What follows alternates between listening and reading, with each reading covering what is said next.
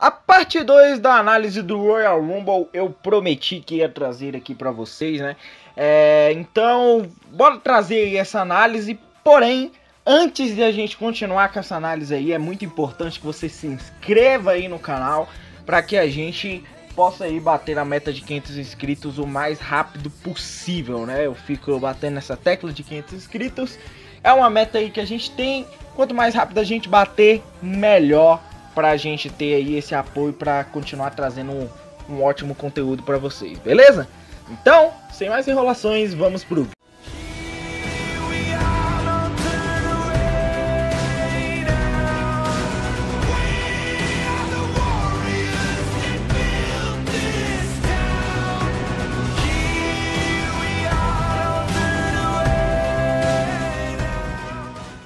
Na primeira parte da análise eu analisei as Royal Rumble matches, né? Se você ainda não viu, clica lá na primeira parte e vamos aqui analisar as outras partidas que tiveram no Royal Rumble. Eu não acompanhei o kickoff, eu também não tive interesse de acompanhar. Eu fiquei sabendo lá só por fora o que aconteceu mais ou menos no kickoff, né? Onde teve o Open Challenge do Bobby Roode e o Mojo Rawley aceitou. Acredito que o Bobby Roode tenha retido o título, né? Eu nem vi qual foi o resultado, mas tudo bem. Acredito que o Bobby Roode tenha retido o título, então beleza, esquece, bola pra frente. O primeiro combate da noite do Royal Rumble foi o WWE Championship 2-on-1, 2-on-1 no caso, né?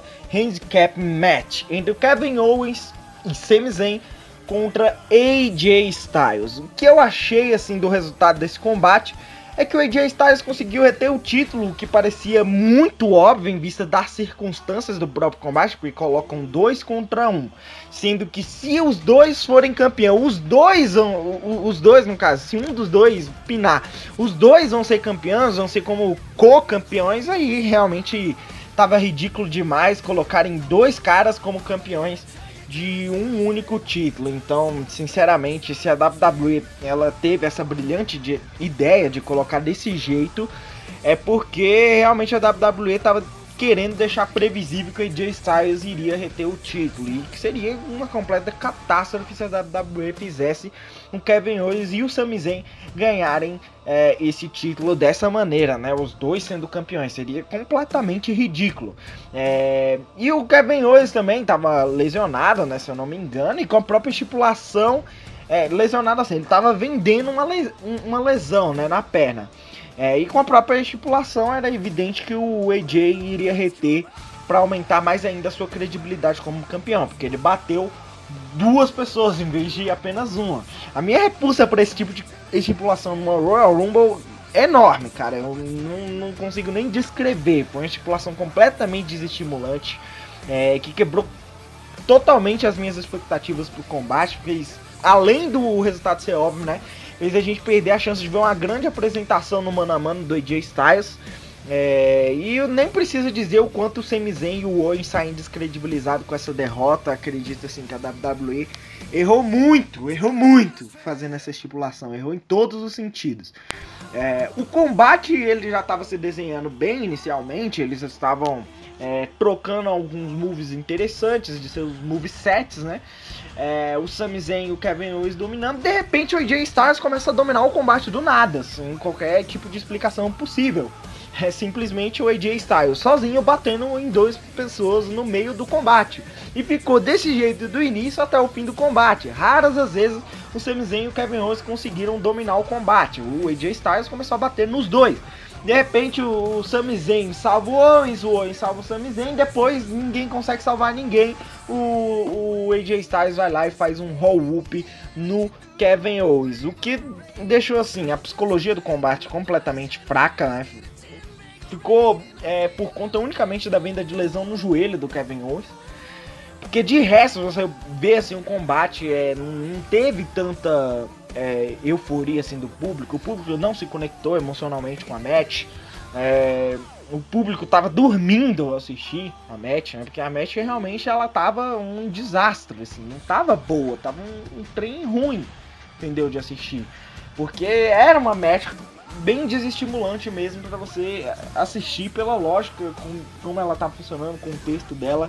Realmente desestruturou completamente a chance da gente se conectar àquela match de forma emocional, fazendo assim com que o público dormisse no meio do combate, né? O desfecho também, eles organizaram bem as sequências, executaram de maneira perfeita, pelo menos. Embora todas as sequências finais fossem absurdamente previsíveis, né? Já que o AJ Styles sairia o vencedor, bastava ele tirar o Sami Zayn lá, pronto, tudo mais e acabou. Roll up do Styles vencedor. Foi isso que eu achei desse combate, um combate fraco, infelizmente a WWE errou muito na escolha da estipulação desse combate. O segundo combate da noite foi o WWE SmackDown Tag Team Championship 2 ou 3 Falls Match entre Chad Gable e Shelton Benjamin contra The Usos. Foi uma 2 ou 3 Falls, né, no caso. E é muito normal que o vencedor vença por 2-1. Muito normal. Só que foi 2-0, né? Que já é algo mais difícil de acontecer. E foi 2-0 pros The Usos. O que aumenta estrondosamente a credibilidade deles por conta disso, né? E conseguiram fazer esse combate, o que de fato tornou o resultado não tão avassalador como poderia ser pros The Usos, né? Foi a forma como fizeram os The Usos vencer, na malandragem no caso, né?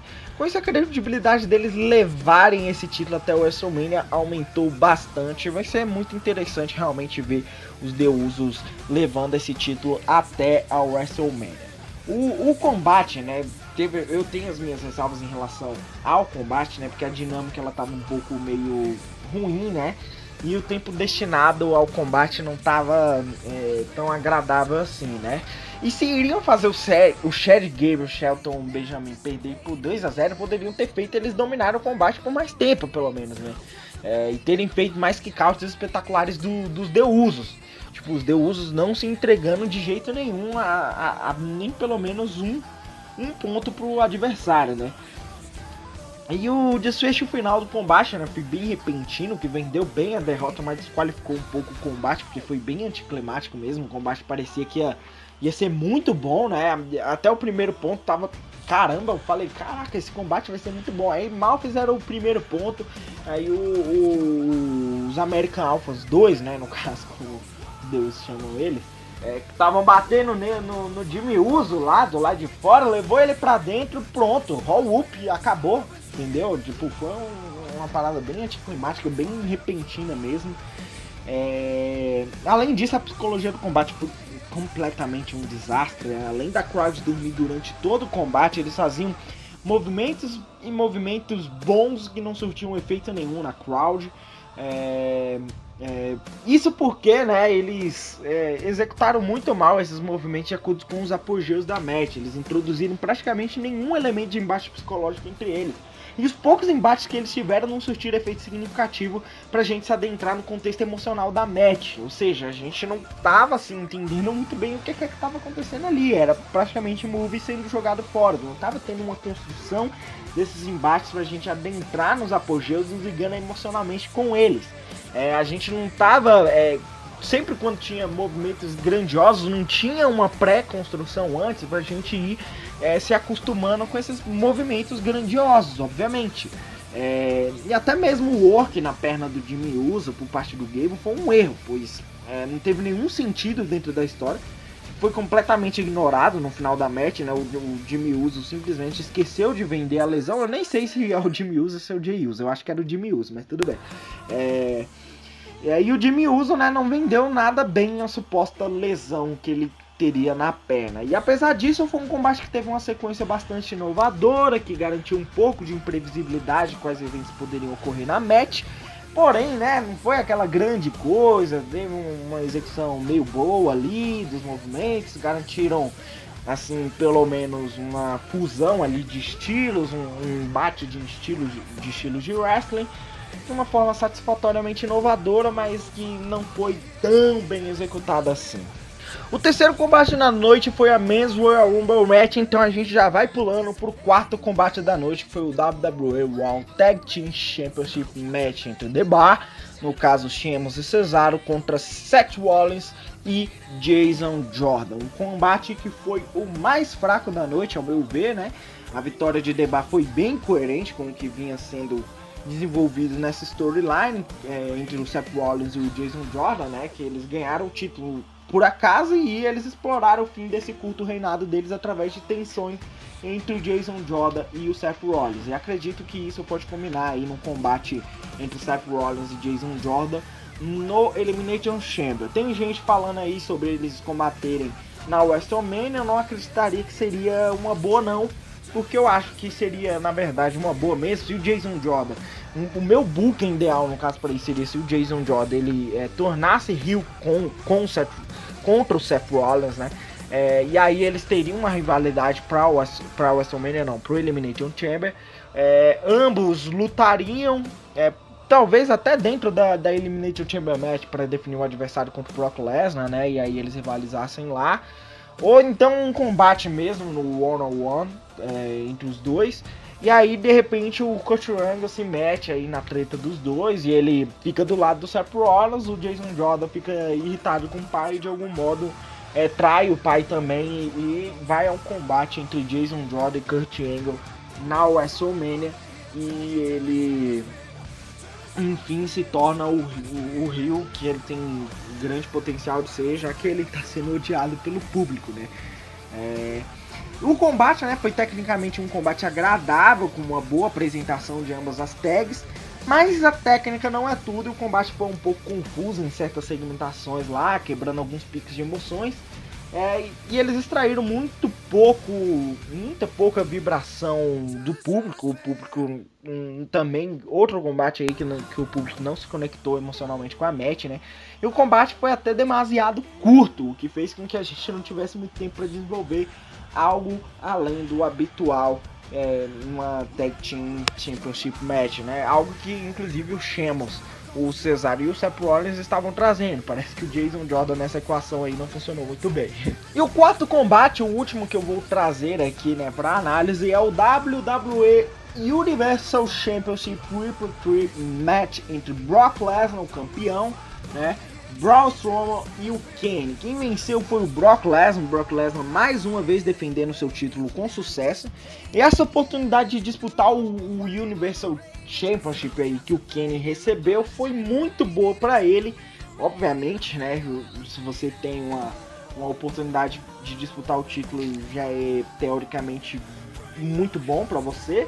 Ainda mais pro Kane, que já é um semi-aposentado, né, recebeu um tipo de valorização dessa. Porém, né, isso é péssimo pra match, porque tava muito óbvio ali que o Kane só tava aparecendo pra sofrer pinfall. Eu sei que a gente tem que respeitar aí a história do Kane, tem um monte de fã do Kane assim falando, o Kane tinha que ser campeão Universal, tinha que ser campeão, ele tinha que ter vencido, e ele merece essa valorização. Cara, eu até acredito um pouco assim nessa história, mas eu acho que se o Kane ele for disputar alguma coisa, tem que disputar algo menor, né? Tipo um mid-card ali. Eu acho que o Kane ele não tem cacife mais para enfrentar Brock Lesnar e Braun Strowman, entendeu? Ele tinha que levar o Braun Strowman, beleza, ele levou o Braun Strowman numa rivalidade, o Braun Strowman vence o Kane, deixa o Braun Strowman contra o Brock Lesnar, seria uma segunda edição do combate, muito melhor, nem que se fosse pro o Braun Strowman perder novamente pro Brock Lesnar, mas seria muito mais interessante. Eu não acredito assim que o Kane ele mereça mais ter grandes oportunidades como Universal Champions, até porque ele está ocupando vagas de novos talentos. Acredito que ele já tá velho demais para ocupar isso. Ele tá lento, ele tá fraco em ringue, tá muito fraco em ringue, ele não empolga mais em ringue o Kane. Ele não consegue nem mesmo mais vender aquela superioridade física dele, porque ele literalmente tá um velho dentro de ringue, ele tá tipo o Undertaker mesmo. Então eu acredito que tem que dar alguma aposentadoria digna aí, fazer uma rivalidade pro Kane aposentar e pronto, ou se ele não for aposentar, coloca ele lá no mid-card, entendeu? Ele levando novos talentos, é o papel dele, no caso, por exemplo, ele ter vencido o Finn Balor. Uma mancada da WWE, assim, deu uma credibilidade pro Kane, beleza, mas foi uma mancada da WWE. Seria muito melhor, por exemplo, se o Finn Balor estivesse nesse combate, mesmo que fosse contra dois gigantes, mas a gente teria pelo menos a possibilidade de pensar que o Finn Balor poderia vencer o combate. O Kane nesse combate não tinha chances de vencer o combate, infelizmente, cara. Todo mundo sabia que ele não venceria, né? A presença dele ali foi praticamente como um peso morto. Pelo menos fora da Kayfabe, ele é definitivamente um peso morto. Eles até tentaram criar o Kane uma certa dominância aí dentro da Kayfabe. Mas fora da Kayfabe a gente sabe que ele é um peso morto, porque a gente sabe que ele não vai receber esse push de carregar o título universal, logo tirando o título do Brock Lesnar, que tipo é o cara mais over da empresa, né, em questão de overall. Ou seja, deu um pouco de previsibilidade pro combate essa participação do Kane, já que o Strowman poderia até fazer assim, deu um pouco de imprevisibilidade pro Braun Strowman. Braun Strowman teve um pouco mais de chances de vencer com isso, já que o Strowman ele poderia fazer a contagem no Kane sem fazer a contagem no Lesnar, mas também não era grande chance assim, né? O Lesnar reconquistar o título era muito mais fácil. E obviamente que o adversário do Brock Lesnar na WrestleMania vai ser fatalmente o Roman Reigns. Não tem outro, não tem pra onde fugir, não tem outro adversário, tá muito óbvio, a construção inteira tá sendo em cima do Roman Reigns e a construção inteira tá sendo em cima do Brock Lesnar. Tá tudo se destinando a realmente esse combate entre Roman Reigns e Brock Lesnar, né? Todavia, a WWE ainda não sentiu a necessidade de fazer isso, eu também não senti, no caso de fazer o Braun Strowman vencer, né, o título, e por mais que o Strowman mereça sim o Universal Championship, pro momento é melhor que o Lesnar siga imbatível com esse reinado até a WrestleMania.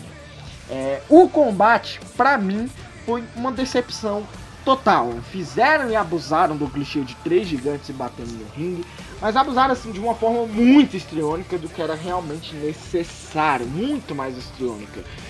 Basicamente repetiram a fórmula dos combates anteriores do Lesnar, no caso lá da Fatal 4-Way, principalmente da Fatal 4-Way, que era finisher, signature, finisher nas mesas, signature e finisher.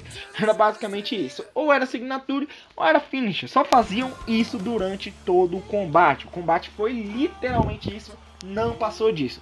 E essa fórmula de apresentação, ela já foi repetida tantas vezes que já perdeu muito o efeito dela.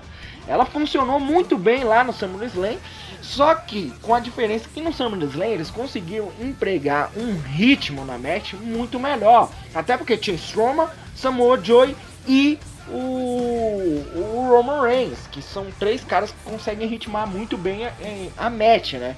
No caso aqui tinha o quê?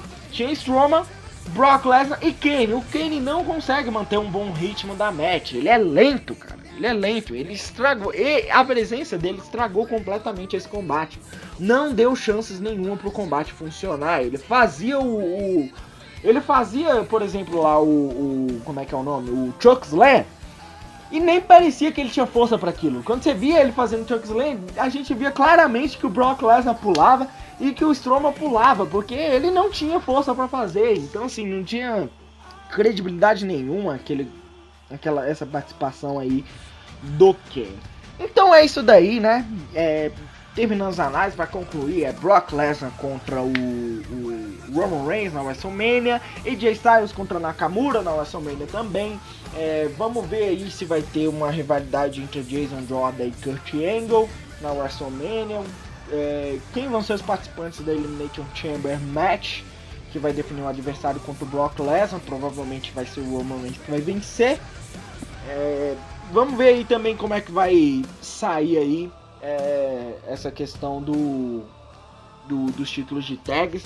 Quem é que vai enfrentar o Jey Uso e o Jimmy Uso na WrestleMania, e quem é que vai enfrentar o The Bar na WrestleMania. Na WrestleMania acredito que os The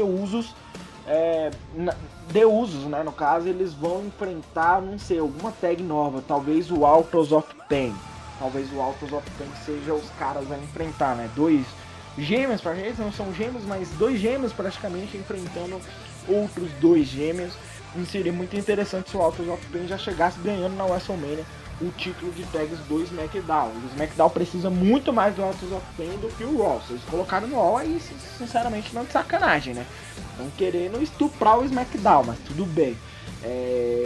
O The Bar, no caso, eu acredito que eles coloquem... Não, no caso, o Autos of Pain ainda pode ser o Autos of Pain, mas também tem uma outra opção. Eles podem colocar o Rusev e o Aiden English, né, pra lutar na WrestleMania. Então essa opção, e o Autos of Pain talvez enfrentar o The Bar. Porém, né, eu acho que o The Bar, eles podem manter o título aí até mais, até depois da WrestleMania também. Eles estão com um reinado interessante aí. Eles estão fazendo bons combates, então seria interessante, ao meu ver, eles levarem até depois da WrestleMania, independentemente de qual seja o adversário. Mas vamos ver aí o que dá. Também pode ser, ó, o Matt Hardy pode se juntar com o Bray Wyatt, inclusive, para fazer uma tag. Seria interessante, seria interessante. Mas aí vamos ver aí mais pra frente como é que isso vai funcionar. Então, galera, esse foi o vídeo de hoje. Essa foi a análise geral de hoje, a análise geral do Royal Rumble parte 2. Se vocês gostaram desse vídeo, se inscreva no canal, deixa o like nesse vídeo, ative o sininho de notificações e divulgue esse vídeo aí pros amigos de vocês. Se você concorda ou discorda com alguma coisa que eu disse aqui, deixa aí nos comentários. Não se esqueça também de curtir a nossa página no Facebook, de entrar no nosso grupo do Facebook, né? Lá na página a gente tá postando praticamente todos os dias posts de curiosidades, de textos interessantes, no caso, né, sobre histórias do wrestling, análises, notícias também. A gente tá postando de tudo lá, memes, tudo que você vê aí sobre o wrestling, a gente tá postando lá na página. Ela já tá com quase 500 curtidas, então curta lá a página, acompanhe a página também, porque ela realmente está trazendo um conteúdo muito interessante. A gente está com muitos postadores novos lá, prontos para postar, prontos para falar sobre o wrestling para vocês. Além disso também, entrem lá no grupo do Facebook, da Clube do Wrestling, né? Que a gente tá interagindo bastante sobre o wrestling. Então é isso daí, galera. Valeu, fui!